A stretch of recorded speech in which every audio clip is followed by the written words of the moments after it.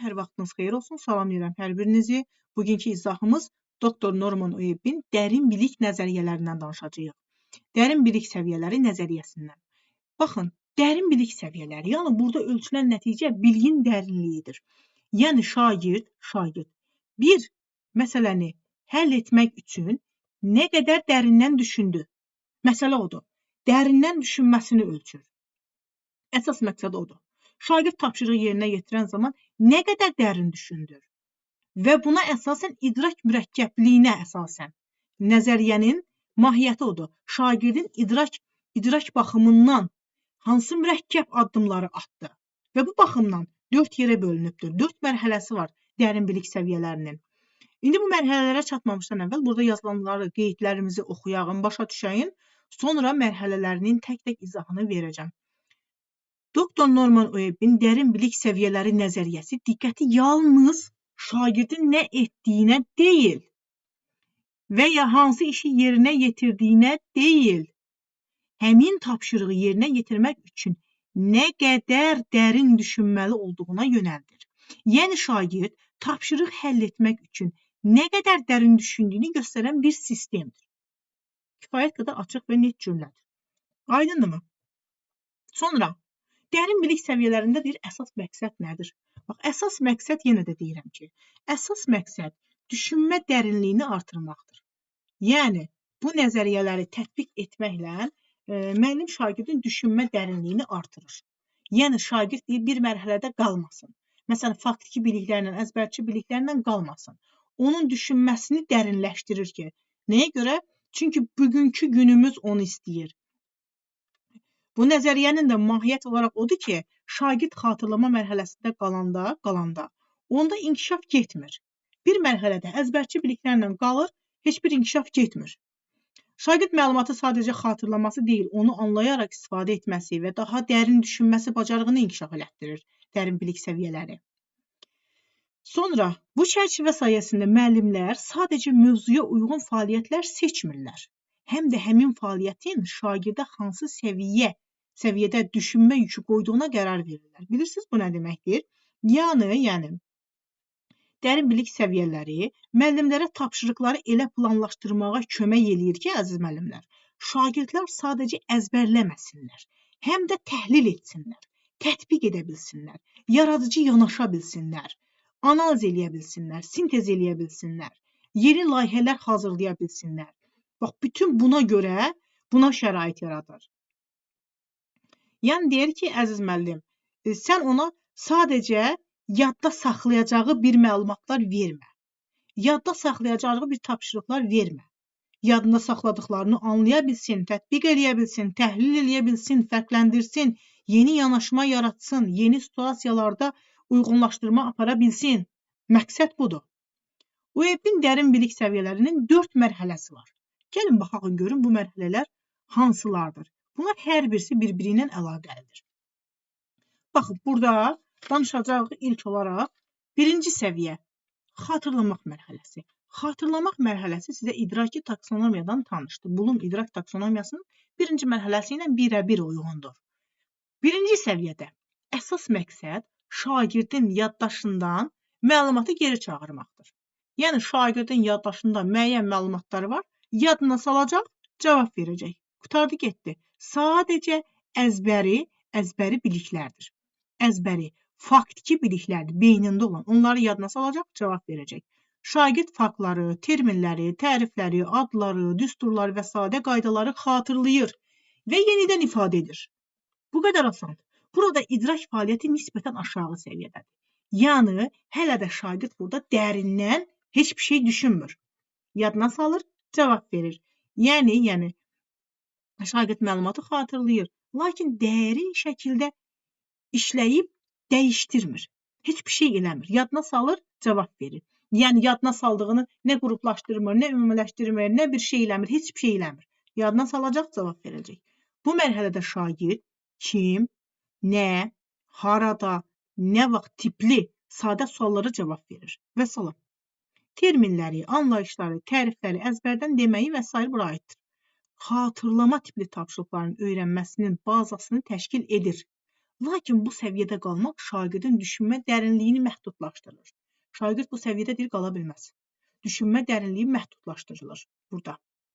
Ona görə deyir şagirdə, bu nəzəriyyə nəyi verir? İkinci səviyyə deyən bir səviyyə var. Bacarıqlar və anlayışlar. Bacarıqlar və anlayışlar nələrdir müəllimlər?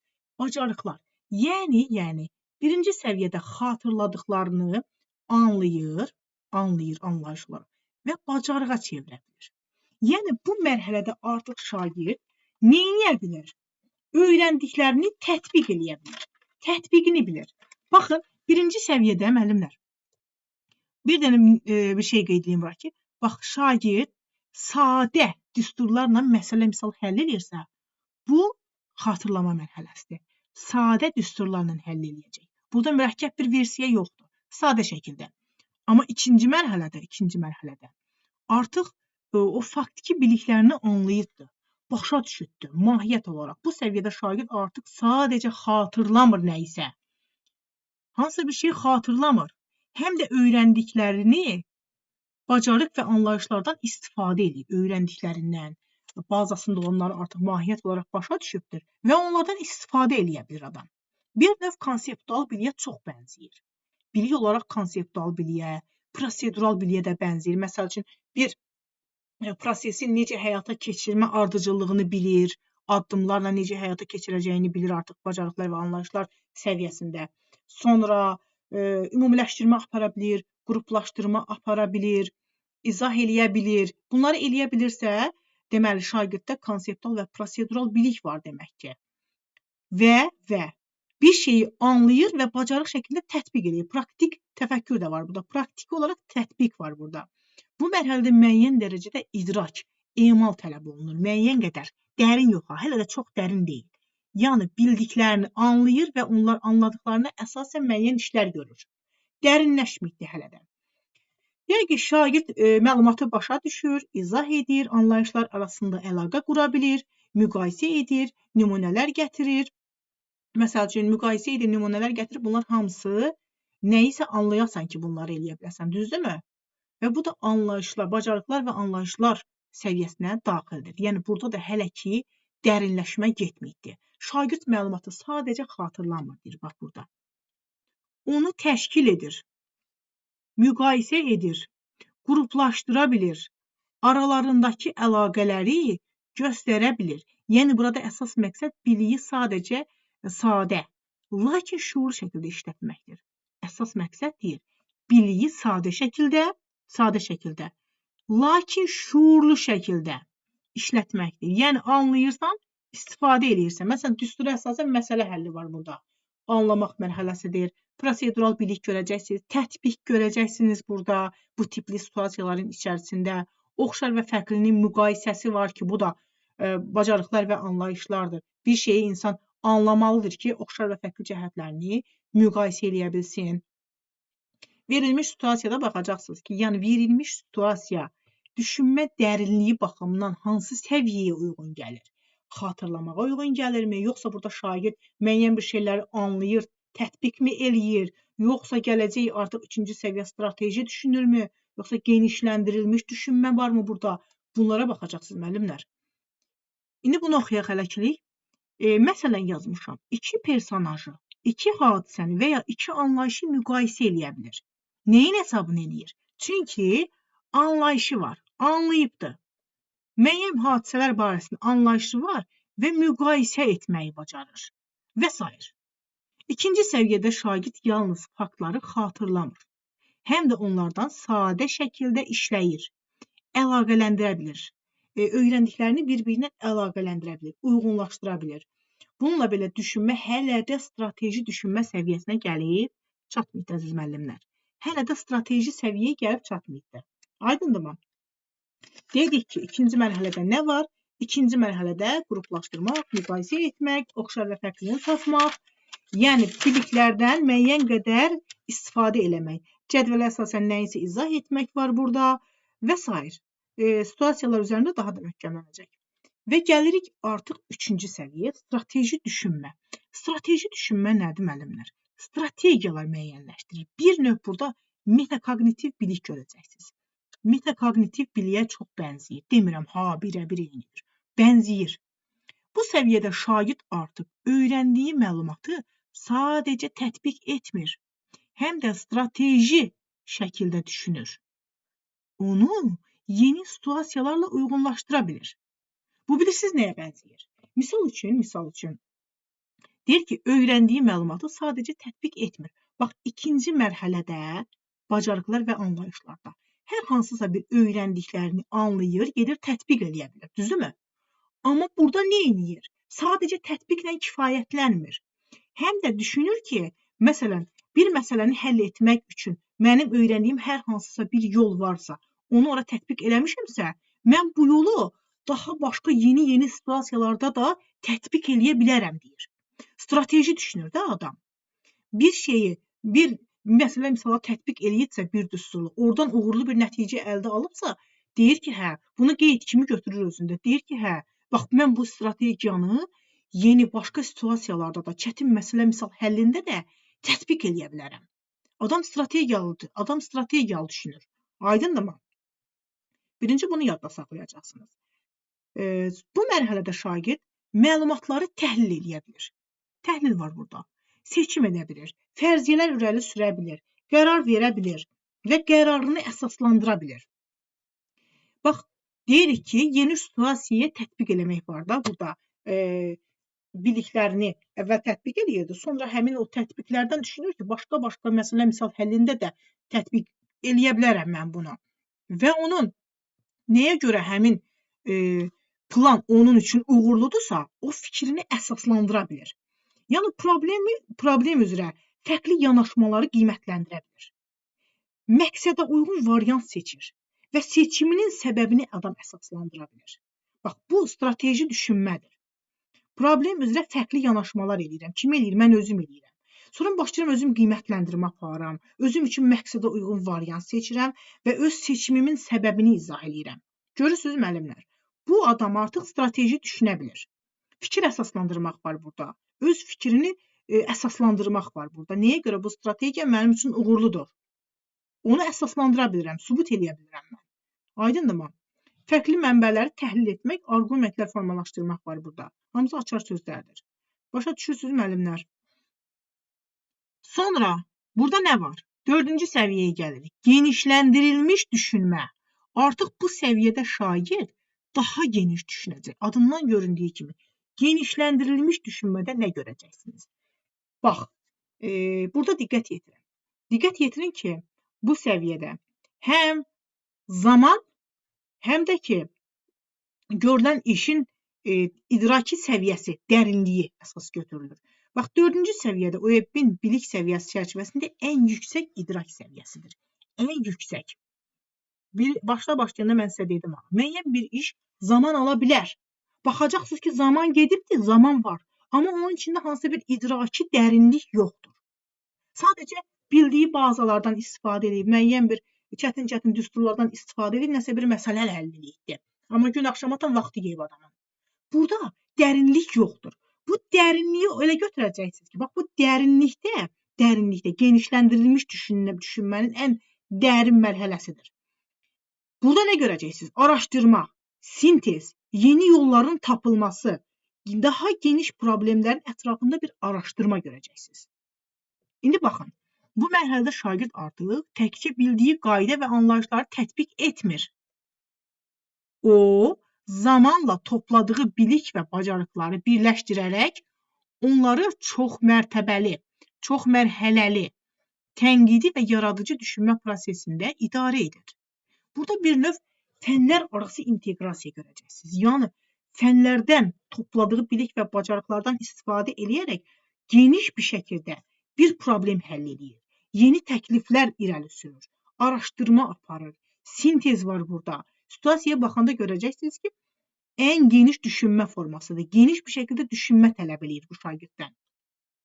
Burada əsas məqam, biliklərin müxtəlif mənbələrdən və ya fənlərdən gəlməsi, şagirdin bu biliklə əlaqələndirərək yeni nəticələrə, yeni məhsullara və əsaslandırılmış qərara gəlməsidir. Bax, genişləndirilmiş düşünmədə siz nə görəcəksiniz? Yeni məhsul olacaq, yeni nəsə qoyacaq ortaya, həmin yeni məhsulu ortaya qoymaq üçün də geniş şəkildə düşünmə dərinliyi görəcəksiniz. Geniş bir araşdırma, tənqidi təfəkkür görəcəksiniz, yaradıcı təfəkkür görəcəksiniz. Orada geniş bir neçə fən biliklərinin istifadəsini görəcəksiniz. Aydındırmı? Tapşırığın sadəcə uzun zaman tələb etməsi, bax bu cümləyə diqqət edin, testdə qarşınıza çıxacaq. Uzun zaman tələb etməsi səviyyə 4 üçün meyar kimi qəbul etmək düzgün deyil. Bunu başda demişdim, bayaq da dedim. Baxın, hər hansısa bir tapşırıq uzun bir zaman alır deyə biz onu 4-cü səviyyə kimi götürə bilmərik. Düzdür, 4-cü səviyyədə zaman var, zaman intervalı var. Amma zaman intervalında şagird dərin düşünməlidir. Misal üçün, hər hansısa bir məsələ, yenə də deyirəm, uzun bir zaman ala bilər. Uşağın neçə saatlarla vaxtını ala bilər. Amma şagird onun neyin hesabını eləyir? Riyaziyyatdan öyrəndiyi, bildiyi, anladığı düsturları tətbiq eləyə, neçə mərhələli, 5 mərhələli bir dənə məsələ həll elədi. Burada bir dərinlik yoxdur. Bunun bazasında olan biliklərdə ondan istifadə elədi. Amma dərin düşünmədə analiz var, sintez var, araşdırma var, təhlil var, yeni yolların tapılması var, var da var. Bütün bunlar varsa biz onu həm zaman baxımından, həm də genişlik baxımından artıq genişləndirilmiş düşünmə kimi götürəcəyik. Əsas xüsusiyyəti, dərin məntiqi əsaslandırma, biliklərin inteqrasiyası, orijinal nəticədən gedir söhbət. Aydındırmı? Genişləndirilmiş düşünmə hər zaman ölçüsünü, bax genişləndirilmiş düşünmə həm zaman ölçüsünü, üzr istəyirəm, özümdə səhv oxudum, həm zaman ölçüsünü, həm də idrak mürəkkəbliyini çox addımlı planlaşdırma, sintez, qiymətləndirmə və reviziya proseslərini əhatə edir. Yəni, yenidən işləmə, yeni bir şey görəcəksiniz burada. Gördünüz mü? Yəni, burada deyir, həm zaman ölçüsü götürülür, həm də idrak mürəkkəbliyi çox önəmlidir. Yəni, düşünmə baxımından dərin düşünmə tələb edir, geniş düşünmə tələb edir. 4-cü səviyyə.